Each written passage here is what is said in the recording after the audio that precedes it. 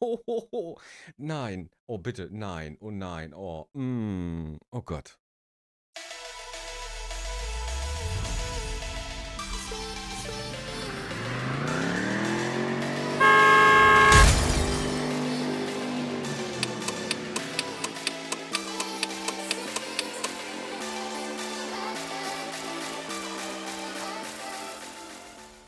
Hallo YouTube.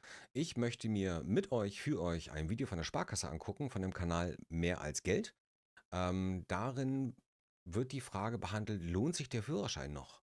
Ich denke mal, die gehen da ganz stark auf die Kosten ein, zumindest von dem Thumbnail, was ich gesehen habe.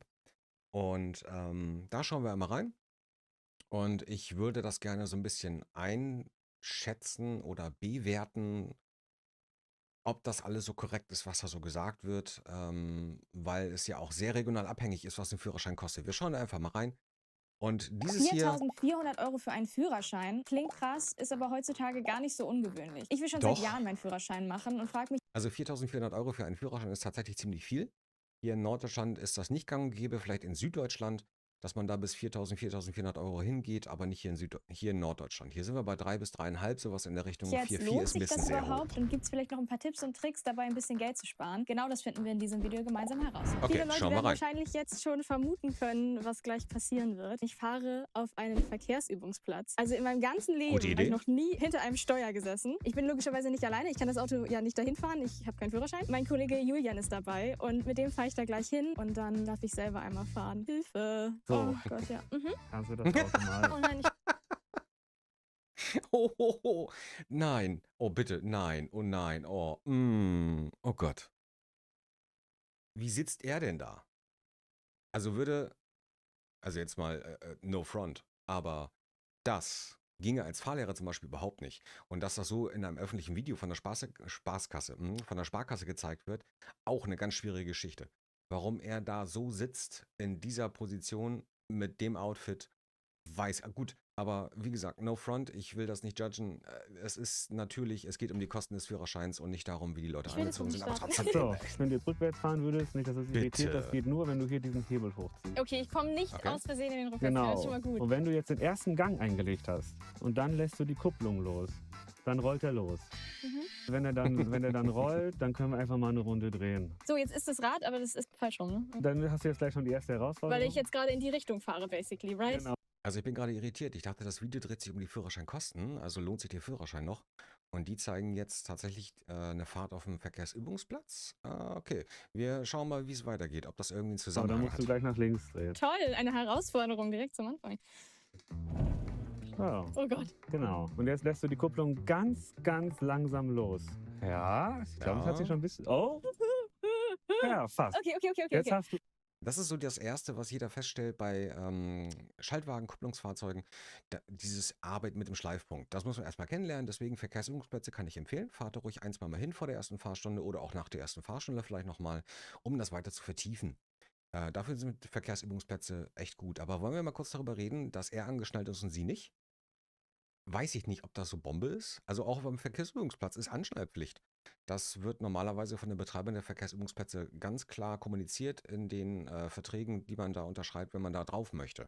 Mit Ausschlussklauseln und so weiter und so weiter. Also Anschnallpflicht, auch Verkehrsübungsplätze. Tut euch selbst den Gefallen. abgewürgt. Ja, aber das war schon super. Ja, bin ich, okay. Aber ich habe mir schon, ehrlich gesagt, habe ich mir schon gedacht, dass genau das die ganze Zeit passieren wird. Oh. Ah, Sorry. Ja, nicht schlecht. Dann versuchen wir es einfach nochmal. Ja, okay. Mhm. Oh, jetzt rollst du, ne? Ah, das Ja, war jetzt zu, war zu schnell, das jetzt war war zu schnell. Okay, aber jetzt war ich auch einfach nur panisch, weil wir gerade rückwärts gerollt sind. Also los. Oh, Ja, ja, okay. wir kommen der Sache näher. Was mich aber jetzt interessiert ist, wie viele Leute in meinem Umfeld eigentlich einen Führerschein haben und wie viel sie dafür bezahlt haben. Genau das frage ich jetzt meine Kolleginnen. jetzt Hast bin du ich denn gespannt. einen Führerschein?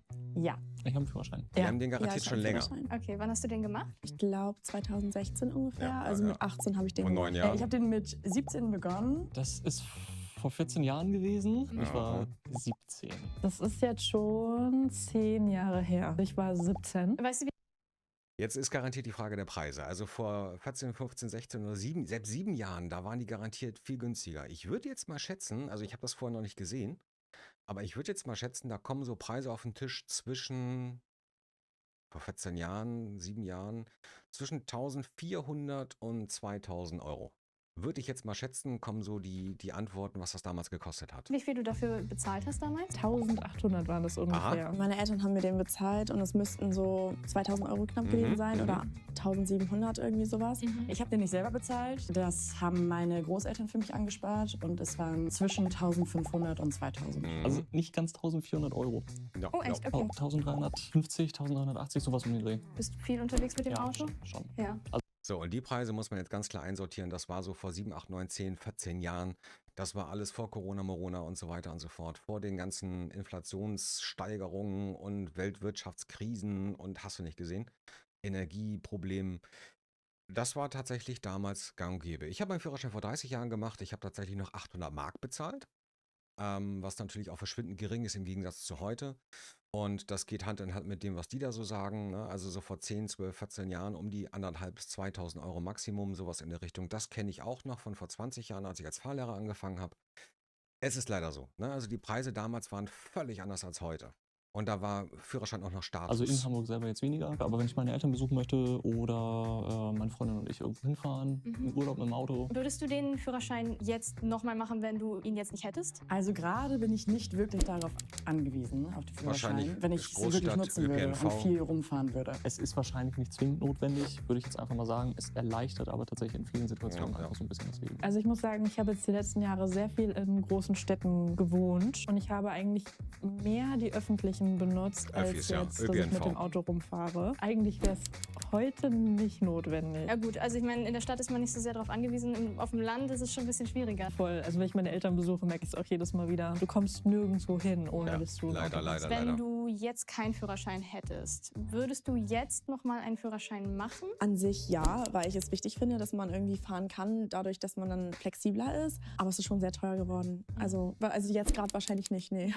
Verstehe ich. Ja. Es hat tatsächlich verschiedene Gründe, warum der Führerschein mittlerweile so teuer ist. Unter Na? anderem höhere Ausgaben durch Ja. Personal, Ja, Wartung ja. und Fahrzeuge und Inflation treiben die Preise an. Aber auch höhere Prüfungsgebühren durch längere Prüfungen. Die gehen nämlich jetzt 55 statt 45 Minuten. Auch Moment. Also mit den Prüfungsgebühren haben die Fahrschulen erstmal grundsätzlich nichts zu tun, zumindest nicht, was die Prüfungsgebühren beim TÜV oder DEKRA angeht, weil das erheben diese Organisationen selber. Das berechnen wir nicht. Also bei mir richtet sich der TÜV auch direkt an den Fahrschüler. Ich ziehe das nicht ein. Die Prüfgebühren, damit habe ich nichts zu tun. Ja, die Gebühren sind gestiegen, die Unterhaltskosten sind gestiegen, die Energiepreise sind gestiegen, Kraftstoff, Mieten und so weiter und so weiter. Und man darf ja nicht vergessen, rein theoretisch bezahlt ihr nicht nur für den Führerschein, ihr bezahlt ja auch für alles drumherum. Also, dass alles funktioniert, dass alles präsent ist, dass alles in Ordnung ist. Wir verdienen dadurch auch unseren Lebensunterhalt. Das heißt, wir finanzieren dadurch die Miete, die Energiekosten, den Unterhalt für unsere Fahrschulräume und Fahrzeuge und natürlich noch unser Privatleben. Ne? So wie ihr, wenn ihr arbeiten geht, bekommt ihr Lohn für euch privat. Wenn wir arbeiten als Fahrschulen, bekommen wir Lohn für unser Geschäft und für privat. Also die Lebenshaltungskosten, die gestiegen sind, das merkt ihr selber im Laden, müssen wir wie jeder andere Dienstleister entsprechend weitergeben an den Kunden. Der selbstständige Handwerker, der muss natürlich auch sein Fahrzeug, seine Mitarbeiter, seine Werkstätten und so weiter betreiben, plus das, was er noch zu Hause hat. Das darf man nie vergessen. Aber die Prüfgebühren, damit haben wir nichts zu tun, auf keinen Fall. Das macht TÜV Auch DEKRA höhere völlig alleine. Durchfallquoten führen zu mehr Fahrstunden und Prüfungsversuchen. Statt 20 bis 25 Stunden sind heute oft 40 Stunden nicht unüblich. 40 Stunden nicht unüblich ist falsch. Das ist falsch. Üblich sind tatsächlich 20 bis 25, vielleicht noch 30 Übungsfahrten. Darauf kommen dann on top noch die gesetzlich vorgeschriebenen Sonder- bzw. Pflichtfahrten, wie über Land-Autobahn-Beleuchtung. Dann kommen wir vielleicht Richtung dieser 40 Stunden. Aber wenn sie von reinen Übungsstunden spricht, sind 40 Stunden viel zu hoch gegriffen. Ich weiß nicht, wo die ihre Zahlen her haben. Ich gehe mal davon aus, sie redet von tatsächlich den Übungsfahrten. Und da ist 40 absolut übertrieben. Ich weiß nicht, wo das sein soll. Hier im Bereich Bremen und Umgebung, nein. Da sind wir nicht bei 40 Übungsfahrten.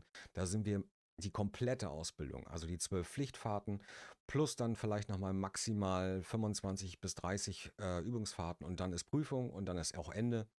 Die gestiegenen Durchfallquoten, muss man auch ganz klar zu sagen, sind ein hausgemachtes Problem der Fahrschulen, weil normalerweise ist der Fahrlehrer bzw. der Fahrschulleiter, bei mir bin ich beides in einer Person, wir sind verpflichtet festzustellen, ob diese Personen auch prüfungsbereit sind. Und nur dann dürfen sie sie zur Prüfung schicken. Ich habe momentan eine Erstbesteherquote in der Theorie bei ungefähr 80% und eine Erstbesteherquote in der praktischen Prüfung von ungefähr 85%. Das heißt, ich mache da schon mal irgendwas richtig.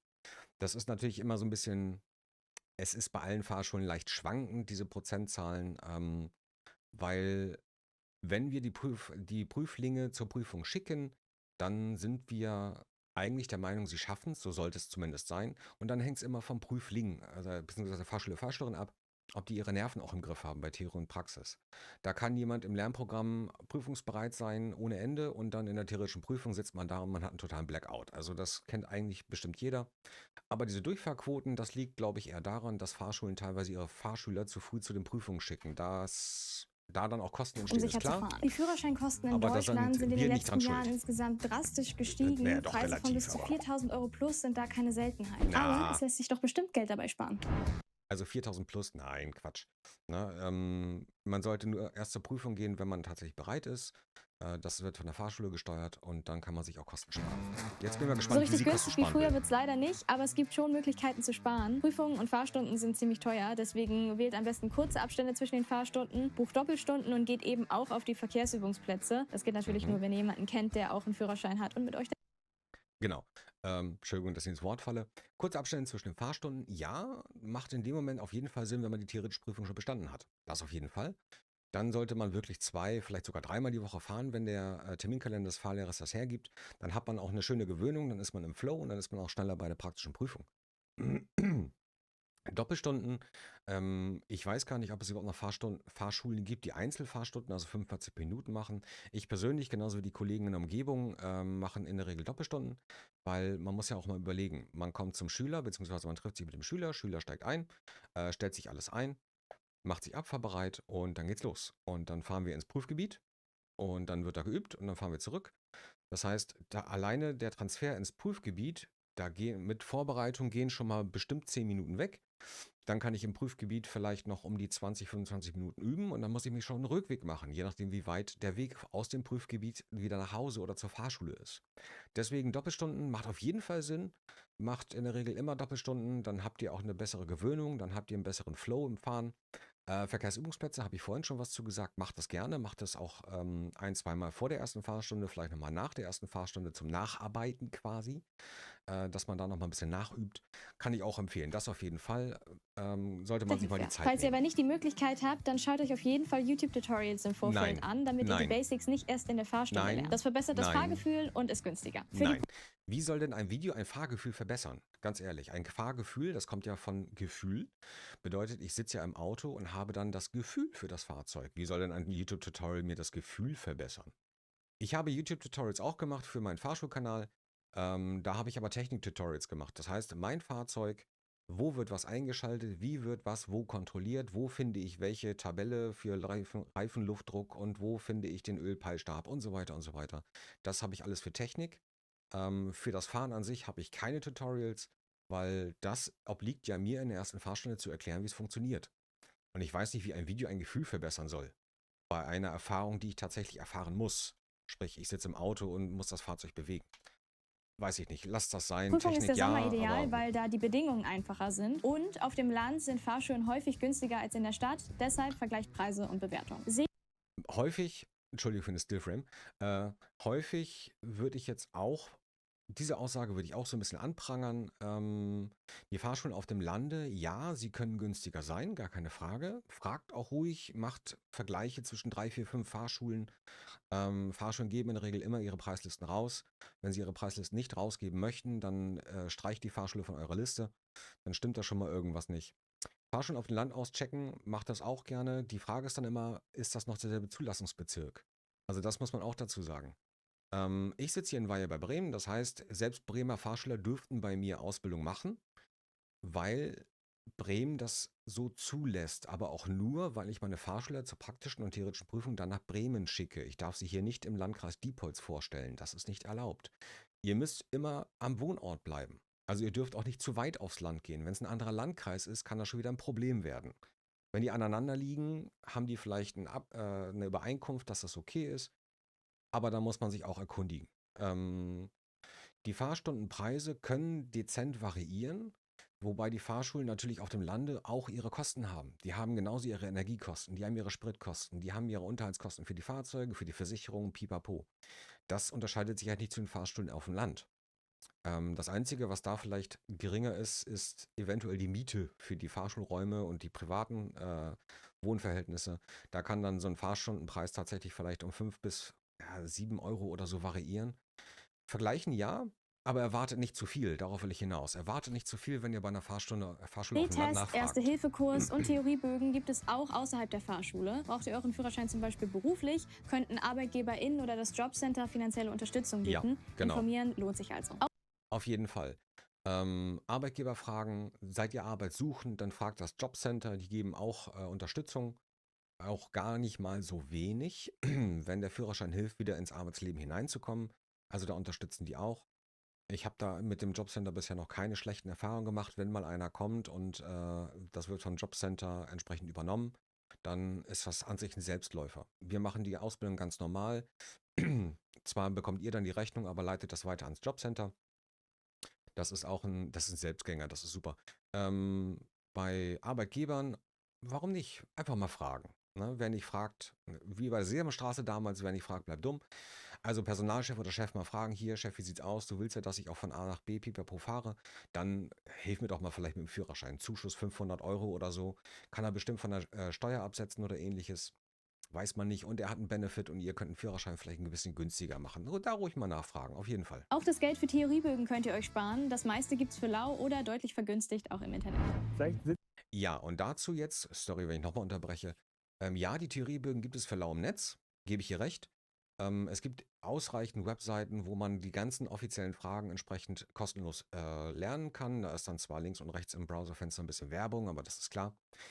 Man muss aber auch dazu sagen, die Apps, die wir hier im Bereich benutzen, die kommen vom Vogelverlag. Das nennt sich dann das Fahren Lernen Premium, so schimpft sich das. Und das ist nicht nur rein zum Lernen da.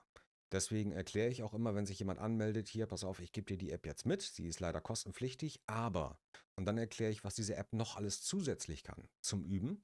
In dieser App könnt ihr nämlich nachschauen, wann läuft welcher theoretische Unterricht.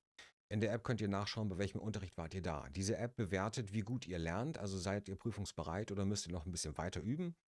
In der App könnt ihr eure Kosten entsprechend im Auge behalten. Was wurde bisher bezahlt? Was ist noch offen? In der App könnt ihr sehen, wie euer Fahrfortschritt, also der praktische Lernfortschritt ist. Da stehen dann drin, welche Fahrstunden habt ihr gemacht. Seid ihr schon bei den Sonderfahrten? Seid ihr bei den Übungsfahrten? Wie viele habt ihr da schon gemacht? Also diese App ist zur Kontrolle absolut Gold wert. Nicht nur für uns, auch für euch. Und in dieser App, die wir hier entsprechend mitgeben bei der Anmeldung, damit könnt ihr auch Fahrstunden buchen. Das heißt, manche Fahrschulen machen es tatsächlich immer noch so mit dem Kalender. Das heißt, man sitzt im Fahrzeug, man überlegt dann so, wann hast du Zeit, wann habe ich Zeit, und dann wird ein Termin vereinbart. Mittlerweile läuft eigentlich alles voll digital. Das heißt, ihr sitzt zu Hause am Schreibtisch, hängt im Bett rum, auf dem Sofa, whatever. Schaut einfach mal in die App rein, in den Kalender, schaut in den Kalender eures Fahrlehrers hinein. Und wenn ihr dort etwas Freies seht, dann könnt ihr euch dort eintragen. Der Fahrlehrer kriegt das innerhalb der nächsten 2-3 Sekunden, wenn sein Gerät online ist, als Anfrage und kann dann die Fahrstunde entweder annehmen oder ablehnen oder eventuell noch mal ein bisschen verschieben. Da ist dann noch mal eventuell Kommunikation per WhatsApp notwendig. Aber das ist alles voll digital. Diese Apps sind nicht nur rein zum Lernen da. Mittlerweile sind die, das soll kein Verkaufsgespräch werden, ne? Aber diese Apps, die können wesentlich mehr. Also wer sich bei mir anmeldet, den führe ich auch einmal auf jeden Fall kurz durch die App. Was kann die alles? Apropos YouTube-Tutorial, zu der App habe ich auch entsprechend ein Tutorial gemacht. Also wer diese Fahren Lernen Premium App genauer feststellen möchte, einfach mal hier auf dem Kanal in die Playlist reinschauen für die Fahren Lernen App. Da habe ich die alte sowie die aktuelle App einmal vorgestellt und einmal durchgespielt. Was kann man da alles tun? Also das ist schon echt umfangreich, was die Apps können. Reines Lernen, ja, okay, kann man kostenlos, aber bist die du Apps auch ein können bisschen mehr. zu nah dran. Glaubst du? Ja, weil Hä, was, das die ist sind nicht schon Platz gefahren loszulassen. und jetzt Vielleicht habe ich auch einfach die fängt er falschen mit Schuhe an. Das Sitzposition kann gut an. sein, aber ich habe auch die falschen Schuhe an. Und Ja, das ist basically das Gleiche. ja, also Moment, er hat doch garantiert ein paar Jahre länger seinen Führerschein. Das heißt, er kann mit mehreren Schuhmodellen auch Auto fahren. Sie ist pure Anfängerin. Für Anfänger Empfehlung Schuhe, Sneaker. ganz klar. Irgendwelche Schuhe, in denen ihr auch Gefühl habt. Mit keiner allzu dicken Sohle, keine Winterboots oder ähnliches. Dann lieber mit Sneakern, die auch während der gesamten Ausbildung immer benutzen, die auch in der praktischen Prüfung benutzen. So habt ihr eine Konstante, mit der ihr dann arbeiten könnt. Mit Schuhen mit dicken Sohlen hat man natürlich nicht so großes oder gutes Gefühl für Kupplung und Bremse oder fürs Gaspedal. Gerne Sneaker benutzen. Wieso machen die Sitzeinstellung jetzt erst und sie ist immer noch nicht angeschnallt? Wahrscheinlich fängt er jetzt gleich auch erstmal mit den Spiegeln an, oder wie? Die sind doch schon gefahren, das macht man alles vorher. Also ich habe natürlich auch meinen Führerschein schon sehr lange, ist mir heute aufgefallen. Wie lange Aha. hast du deinen Führerschein schon? 13 Jahre. Ehrlich? Ja, deswegen Ja, kann er auch krass. mit mehreren Ja. Schuhen fahren. Ja, hervorragend. Oh, aber er sucht Toll. trotzdem den Griff. Und jetzt passiert einfach, wenn jetzt einfach alles loslässt, es passiert gar nichts. Ich fahre. Ich fahre. Ja, wir Ohne bleiben Gurt, schön ohne außen, Gurt. Damit die, Damit wir hier niemanden anfahren. Das fühlt sich jetzt an, als würde ich ein Videospiel spielen. Fast Nein. das Gleiche. fast das Gleiche. Nein. Im besten Fall fahre ich jetzt nicht 7 Menschen gleichzeitig an. Eben, das das Auto ist auch kein nicht unbedingt Videospiel. einsteigerfreundlich, weil die Kupplung jetzt, also bei anderen kommt sie halt leichter bei neueren Autos, ne? Sorry. Bist du denn angeschnallt? Ach, Wenn uns sogar so Markierungen, sowas. kann man Slalom. und das mit den Bremsen, das ist etwas, das muss man erstmal feststellen, deswegen YouTube-Tutorials für das Fahrgefühl hier am A. Totaler Blödsinn, weil dieses Bremsen, dieses Beschleunigen, das muss ich erfahren und das kann ich halt nur, wenn ich drinnen sitze und das Ganze bediene. Also Tutorials, was das Fahren betrifft, bitte mit Vorsicht genießen, das auf jeden Fall. Wenigstens ist jetzt angeschnallt, endlich mal. üben. Alter. Okay, das wird ja Dafür interessant. ist unser Auto vielleicht auch ein bisschen zu. Zu groß, ne? Das wird nichts. Dafür hat er einfach zu großen Wendekreis, das wird nichts. Der Wendekreis war schon mal der super Autobegriff. Ja, guck. Ja. Und dann können wir uns noch mal angucken, wie das mit den Spiegeln und so ist. Was ist der Rückspiegel? Jetzt Dein kommt er mit den bester Spiegeln Freund. um die Ecke. Ah, Bei Andri Hey. noch so. Okay. Ja, wir haben irgendwie gar nicht so viel gemacht. Also erstmal wollte ich ja auch erstmal nur fahren. Aber auch ein Grund, warum ich eben vergessen habe, mich anzuschneiden, weil ich so fokussiert darauf war, einfach loszulegen. Ja, aber das sieht keiner.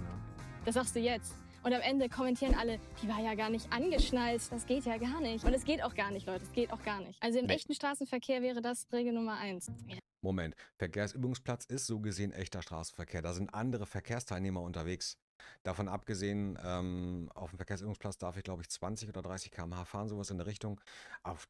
Bei der Geschwindigkeit ist auf jeden Fall Anschnallpflicht, auch auf Privatgeländen. Also alleine für die eigene Sicherheit. Man hat das eben gesehen bei der Bremsprobe, beziehungsweise als sie das erste Mal gebremst hat, wie sie nach vorne geruckt ist. Also der Gurt auf jeden Fall immer richtig und wichtig. Das Muss ist ja mit. wie eine richtige Fahrstunde hier mit dir. Ja. Schon mal überlegt, Fahrlehrer zu werden? Nee. Nein, Auf die lass Bremse es. drücken, ein bisschen mit Gefühl. Zumindest das Hemd Hervorragend. Ah, hinzu. so richtig Gefühl war es am Ende jetzt nicht. Ich sag jetzt mal nichts. Oh, das ist, weiß ich nicht, ob das die beste Idee ist. So, Auto läuft. Richtig. Jetzt lege ich den Gang ein. Genau. Kupplung kommen Hervorragend. lassen, genau. Ja, Klasse. Guck let's mal. go. Nicht Beim schlecht. ersten Mal.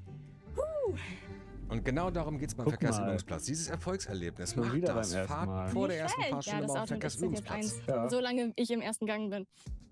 So, und jetzt Kupplung durchdrücken. Und jetzt in den zweiten Gang schalten. Und jetzt wieder Kupplung loslassen. Sorry. Macht nichts. Jetzt bist du im zweiten Gang. Das war jetzt gerade echt so, es war nicht sehr elegant, wie du schon sagtest, aber Ja, Kupplung Das zu schnell Ergebnis ist ja losgelassen. letztendlich das, das, was zählt. Eben, Genau. genau. Ich träume ganz häufig davon, dass ich Auto fahre und dass ich immer Angst habe, dass mich die Polizei erwischt. Ich glaube, das wird jetzt, wo ich tatsächlich mal gefahren bin, noch viel schlimmer, weil ich jetzt weiß, wie es ist. Oder es wird besser, weil ich das Gefühl habe, jetzt habe ich Ahnung. Es macht richtig Spaß. Jetzt will ich wirklich unbedingt meinen Führerschein machen. Das ist ganz schlimm. Aber jetzt sind wieder nicht so viele Leute da. Können wir nochmal versuchen, vielleicht einen Ticken eleganter in den zweiten zu schalten. Jetzt Kupplung wieder kommen lassen. Genau, mit Gefühl Ja. lösen. Ja. Das ist es, Ja, das war's. Genau. Okay, es war noch ein bisschen, Ja, aber schon holprig. also ein deutlicher Fortschritt zu vorhin. Ne? Besser als flitzt das, was aber ich auch eben ganz gemacht habe, auf schön jeden Fall, ja. Genau. Super.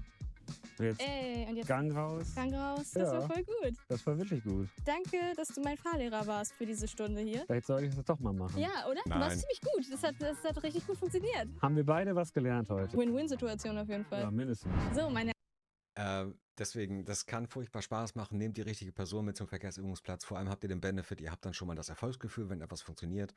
Wenn etwas nicht funktioniert, könnt ihr dann in der ersten Fahrstunde einen Fahrlehrer fragen, warum hat das nicht funktioniert. Der müsste das dann eigentlich mit euch mal durchgehen, was da das Problem war.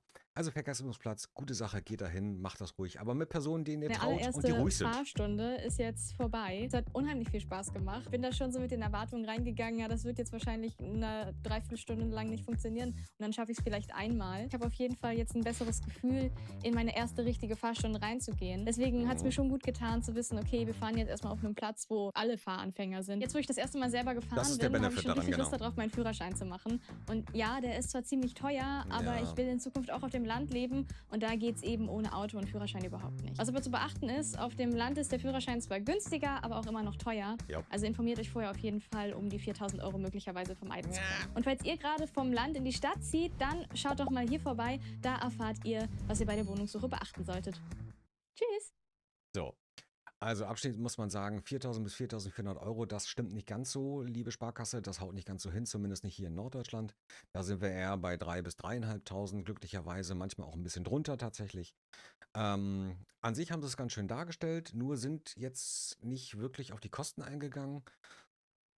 Lohnt sich der Führerschein heutzutage in größeren Städten? Sind natürlich die Öffis stark verbreitet und fahren alle paar Minuten. Da brauche ich ihn jetzt nicht zwingend. Es gibt auch viele Menschen in Bremen, die haben zwar einen Führerschein, aber kein eigenes Auto. Die benutzen zum Beispiel die Firma Cambio oder ähnliche Carsharing-Dienste. Führerschein für den Beruf lohnt sich bestimmt oder in einen Beruf zu kommen. Führerschein für privat muss man sich ganz klar überlegen, ob man das machen möchte oder ob man das braucht. Ich persönlich würde natürlich immer sagen, Führerschein lohnt sich, ganz klar, zumal wenn ich auch mal größere Wege hinter mich bringen möchte. Also im Großen und Ganzen hat mir das Video an sich ganz gut gefallen. Das eine andere wurde leider nicht ganz so richtig dargestellt, beziehungsweise ein bisschen übertrieben dargestellt. Da würde ich jetzt nicht so zwingend Satz drauf geben. Deswegen habe ich es auch entsprechend an der Stelle jeweils dokumentiert, kommentiert. Wenn euch das Video an sich gefallen hat, wie gesagt, Link zum Originalvideo findet ihr in der Beschreibung natürlich. Ich habe da das Video verlinkt, könnt ihr nochmal selber reinschauen, ohne mein Gesabbel. Und ansonsten, wenn euch das hier gefallen hat, lasst gerne ein Like da, vielleicht auch noch ein Abo und dann sehen wir uns beim nächsten Mal. Ciao, ciao.